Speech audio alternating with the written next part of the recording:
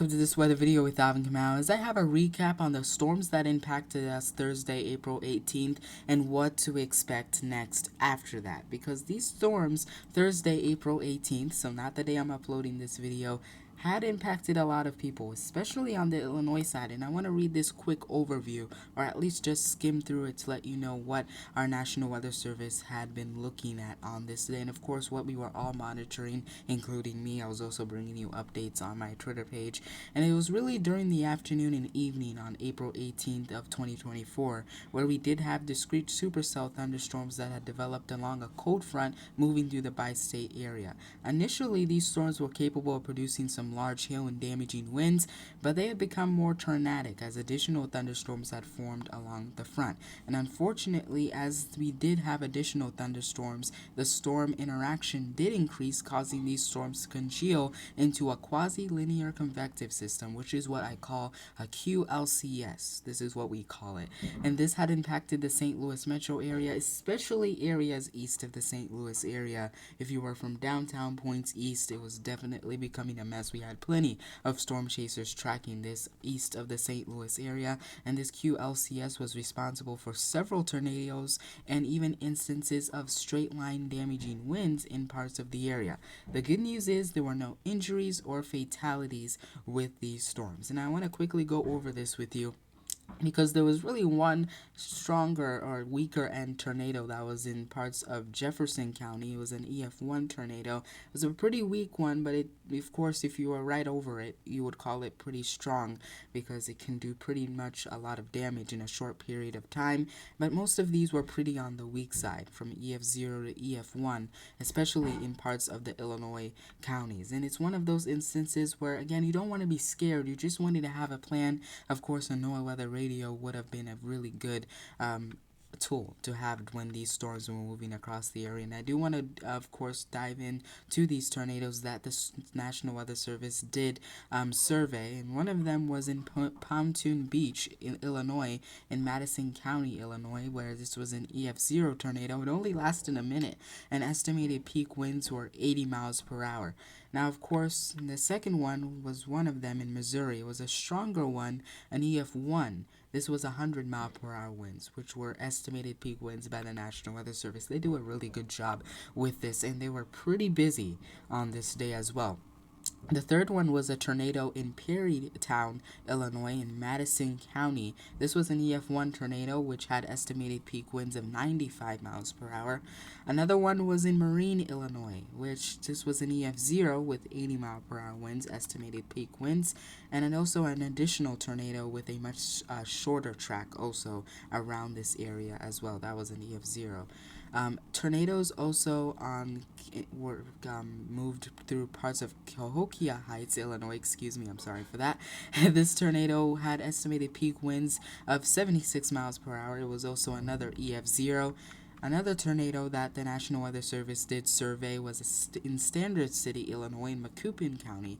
This was an EF1 tornado with estimated peak winds of 95 miles per hour.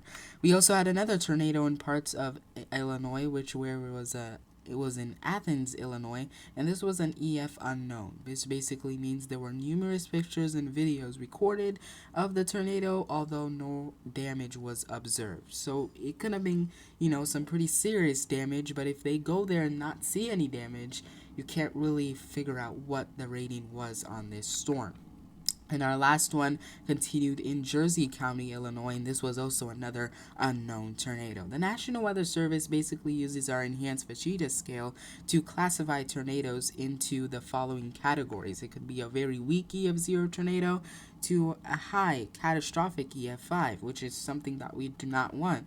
But of course, this is how the National Weather Service does survey tornadoes. And again, I'm bringing this because I wasn't on YouTube on this day, but I was on Twitter, because everything was happening so quickly that Twitter was one of the areas that I needed to go to broadcast this and make sure you are prepared. And again, this can happen any time of the year, so you want to have plenty of ways to receive warnings. I know this did frighten a lot of people Thursday, April 14th, but again, you always want to have plenty of ways to receive warnings, and I meant April 18th, 2024, when these storms did move into our area, and the National Weather Service did survey them the following day and continue those surveys at least through the 20th, I believe, of April. So, of course, this was a hiccup for a lot of people, and I do want to bring you the alert on what to expect next, as I am seeing some early signals of potentially some more stormy weather as we head towards the end of the week. Now, it's something I'm monitoring, but there's lots of questions regarding the placements of the storms. And again, this is an early indication of an active weather period, so this is not a guarantee. Notice I'm saying an early indication because I don't want to bring this to bring you any fear. I just want you to be, of course, alert on it because it is a possibility that we do need to monitor. And again, this is an early outlook. It will change. Of course, I will bring updates on this if it becomes a little bit more serious than anticipated, but right now it is a watcher, so it isn't something that I want you to be worried about at this moment. Enjoy this quiet weather that we've been dealing with, especially on the day I've uploaded this video.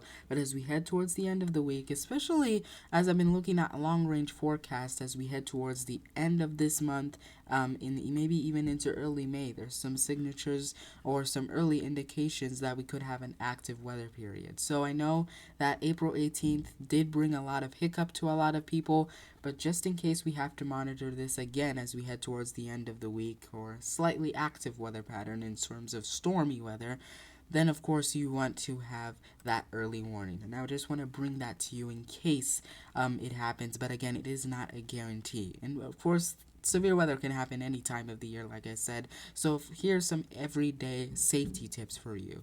You can have a NOAA weather radio anytime we have severe weather. It doesn't have to be today. It doesn't have to be tomorrow. But of course, it is a good idea to replace those batteries on a NOAA weather radio because alerts come through immediately. And of course, maybe you have a phone with you. Although a NOAA weather radio is a good resource, a phone, as long as you have the emergency alerts toggled in your settings for an iPhone or Android, it sends wet warnings from the National Weather Service if it's a tornado warning or a considerable higher end severe thunderstorm warning, even flash flood warnings. It does do a good job of letting you know about this. And again, these are your everyday safety tips. No matter if it's winter, spring, summer, or fall, I just want to bring this to you because it is something that we do need, especially if we do have some more active weather as we head towards the end of the week, that I'll be keeping an eye on and bringing you those updates on my Twitter page.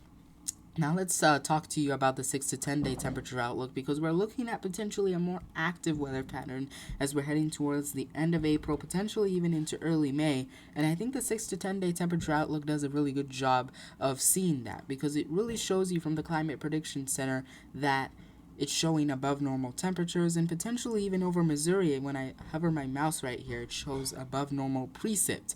So when you have above normal temperatures and you know the season we're in and potentially above normal precip, that could possibly mean some stronger thunderstorms across the plains and maybe even into the Midwest. That could possibly be here.